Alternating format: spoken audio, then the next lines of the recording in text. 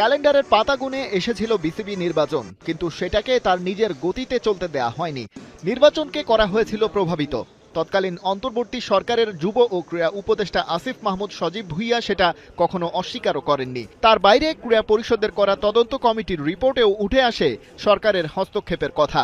বিশেষ করে ভোটার বা কাউন্সিলর কারা হবে সেটা পুতুল নাচের মতো সাজানোর সত্যতা পাওয়া যায় ওই তদন্তে। বিগত সব ইলেকশনে স্পেশালি জেলা বিভাগ থেকে যারা আসেন, এটা বাধ্যতামূলক করাটা আমরা ঠিক মনে করি না। আমরা মনে করি না কনস্টিটিউশনালি এটা রাইটও, যেটা হলো যে অ্যাডহক কমিটি করে দিব, এটার থেকেই নিতে হবে। যখন ইচ্ছা আপনি ওখান থেকে একজনকে বের করে দিবেন আপনার সাপোর্টের জন্য, যখন ইচ্ছা আপনি ঢুকাই দিবেন।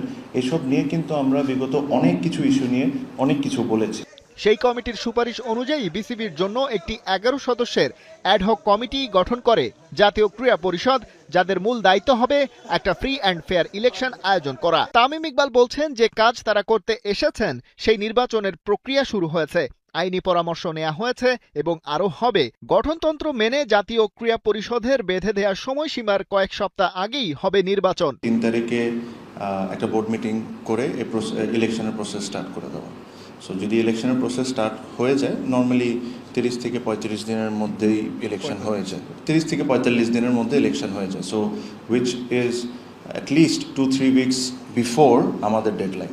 গেল বিসিবি নির্বাচনে পোস্টাল ব্যালট নিয়েই হয়েছে সমালোচনা করেছেন তামিম ইকবাল নিজেই। সেবারের ভিকটিম, এবারে নিচ্ছেন দায়িত্ব।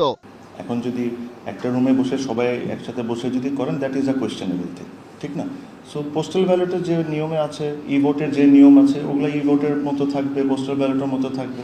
যখন একটা ইসি গঠন হয়ে যাবে, EC is an independent body, it has nothing to do with me. আমার কাজ হলো বা আমাদের কাজ হলো যে আমরা ডে টু ডে অ্যাক্টিভিটিস করতে থাকবো। তামিম ইকবাল যখন এই প্রেস কনফারেন্সে কথা বলছিলেন, তার খানিক আগেই হাইকোর্টে রিট করা হয় এই কমিটিকে অবৈধ ঘোষণা করার নির্দেশনা চেয়ে। ক্রীড়া শিক্ষা শাখার পক্ষ থেকে যে অ্যাডহক কমিটি গঠন করার সেই আদেশকে চ্যালেঞ্জ করে মহামান্য হাইকোর্টে একটি রিট ফাইল দাখিল করি।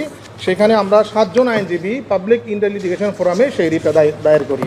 আমরা বলেছি যে এটি একটি ন্যাচারাল জাস্টিসকে ভায়োলেশন করা হয়েছে, principal of natural justice violation করা হয়েছে। কারণ নির্বাচিত কমিটি, একটা নির্বাচিত সরকার, আর যেহেতু একটা বিধিবদ্ধ সংস্থা, সেইখানে এইরকম একটি নির্বাচিত কমিটি ভেঙে দিয়ে অ্যাডহক কমিটি গঠন করার আইনগত বিধান এবং সাংবিধানিকভাবে এটা ন্যাচারাল জাস্টিসকে ভাঙা হয়েছে। 2018 এর 21 ধারা প্রয়োগ করে নির্বাচিত কমিটি বিলুপ্ত করে 11 সদস্যের অ্যাডহক কমিটি গঠন করা হয়েছিল।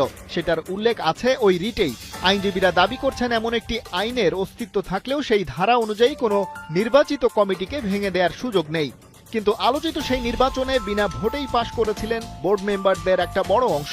প্রতিদ্বন্দ্বিতা ছাড়াই সভাপতি নির্বাচিত হন আমিনুল ইসলাম বুলবুল নিজেও। কিন্তু মজার বিষয় যে অভিযোগের প্রেক্ষিতে জাতীয় ক্রীড়া পরিষদ এই সিদ্ধান্ত নিয়েছিল যে তদন্ত কমিটির রিপোর্টের ভিত্তিতে সেই সিদ্ধান্ত নেওয়া হয়েছিল, সেসবের কিছুই এবারের রিটে বলা হয়নি।